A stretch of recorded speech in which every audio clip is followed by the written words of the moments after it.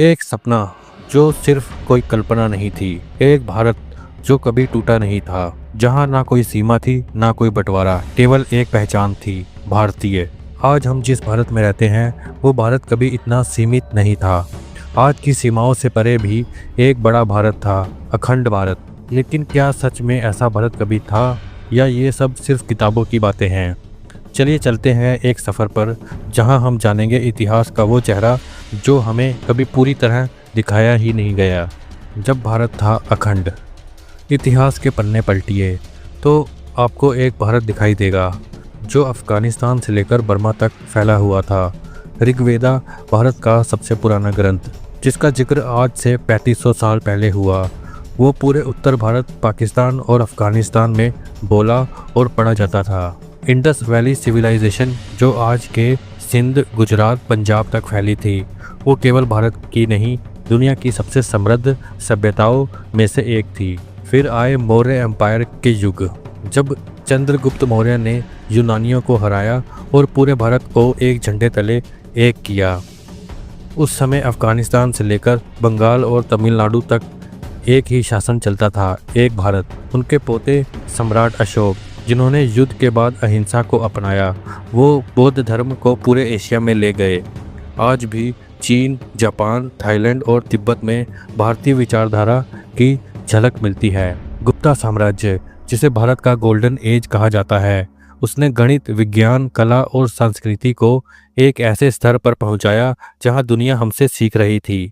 भारत केवल एक जमीन नहीं था, भारत एक विचार था, एक दर्शन था, एक संस्कृति थी जो सीमाओं से कहीं ऊपर थी। लेकिन हर महानता को किसी न किसी दिन परीक्षा देनी पड़ती है। 7वीं शताब्दी के बाद भारत पर एक के बाद एक हमले हुए। अरब, तुर्क, मंगोल, पठान, मुगल, हर कोई इस जमीन को लूटने आया, पर भारत ने हर बार संघर्ष किया। लेकिन धीरे धीरे भारत की राजनीतिक एकता बिखरने लगी। दिल्ली सल्तनत से लेकर मुगल साम्राज्य तक भारतीय राजाओं के आपसी झगड़ों ने इस देश को अंदर से कमज़ोर कर दिया। फिर आया 18वीं सदी का सबसे बड़ा तूफान, अंग्रेज, ब्रिटिश ईस्ट इंडिया कंपनी, जो व्यापारी बनकर आई थी, वो पूरे देश की मालिक बन गई। उन्होंने केवल भारत को गुलाम नहीं बनाया, बल्कि भारत को टुकड़ों में बांट दिया। डिवाइड एंड रूल, यानी फूट डालो राज करो। इस नीति से उन्होंने भारत को हिंदू, मुस्लिम, सिख, मुस्लिम जातियों और भाषाओं में बांट दिया। 1857 की क्रांति भारत का पहला संगठित विद्रोह, जिसमें हिंदू मुस्लिम सब एक हुए, लेकिन उसे भी दबा दिया गया। 1947, एक साल जो हमारे इतिहास का सबसे खूबसूरत सपना और सबसे डरावना सपना दोनों बन गए। भारत आज़ाद हुआ, पर साथ में टूटा भी। मोहम्मद अली जिन्ना और ब्रिटिश सरकार की मिलीभगत ने भारत को काट दिया। हिंदुस्तान और पाकिस्तान में लाखों लोगों की मौत, करोड़ों बेघर, हजारों औरतों के साथ अत्याचार, ये सब अखंड भारत के बिखरने की कीमत थी। और आज भी पाकिस्तान और बांग्लादेश इसी विभाजन का परिणाम है। अखंड भारत की भावना, क्या वो अब भी जिंदा है? ये सच है कि भौगोलिक अखंड भारत आज नहीं है, लेकिन क्या सांस्कृतिक भारत आज भी मौजूद है? आप नेपाल जाइए, वहाँ के मंदिर, वहाँ की भाषा, वहाँ की संस्कृति, सब कुछ भारतीयता से जुड़ा हुआ है। श्रीलंका, वहाँ की रामायण आज भी जीवित है। भूटान, वहाँ की बौद्ध परंपरा भारत से जुड़ी हुई है। तिब्बत, जहाँ भारत के बौद्ध मठ आज भी ज्ञान बांटते हैं। बांग्लादेश, पाकिस्तान के कई हिस्से आज भी भारतीय संगीत, फिल्मों, साहित्य, खानपान को अपनाते हैं। तो क्या अखंड भारत सिर्फ नक्शे की बात है, या फिर वो एक आत्मा है जो आज भी जिंदा है?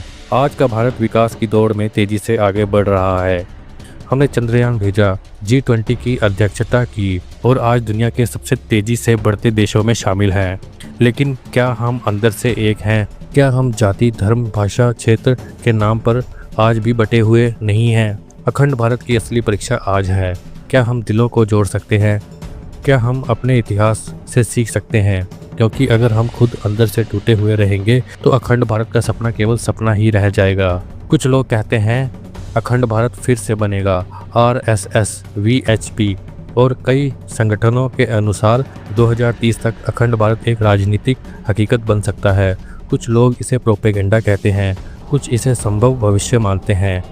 लेकिन अगर हम हिंसा, दबाव या युद्ध के जरिए ऐसा सोचते हैं तो वो भारत कभी नहीं बनेगा। अखंड भारत तब बनेगा जब बाकी देश खुद जुड़ना चाहेंगे, विचारों से, विश्वास से और भाईचारे से। अखंड भारत एक इतिहास था, पर अब वो एक संकल्प है। हमारी शिक्षा, हमारी भाषा, हमारी संस्कृति, हमारी सोच, अगर इनसे हम फिर से एक हो जाएं तो नक्शे की लकीरें अपने आप मिट जाएंगी। आज भी वो सपना जिंदा है, उस सपने को देखने वाली आंखें भी जिंदा हैं और उस सपने को पूरा करने का हौसला भी जिंदा है।